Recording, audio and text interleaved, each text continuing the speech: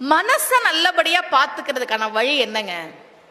அதை நிறைய பேர் பாத்துக்கிறதே இல்லை. யாரை பார்த்தாலும் டிப்ரெஷன், ஸ்ட்ரெஸ், மனசு சரியில்லை, திடீர்னு தப்பான முடிவுகள் எடுக்கிறாங்க. நம்மளுடைய அறிவை வளர்த்துக் கொள்வதற்கு பல வழி இருக்கு.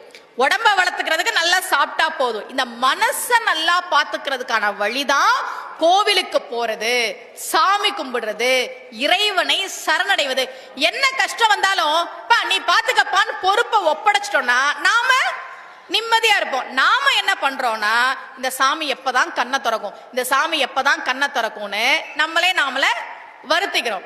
இப்போ இருட்டு வந்துருச்சு இல்லையா, இருட்டாயிடுச்சு. இந்த இருட்டு எப்ப போகும்?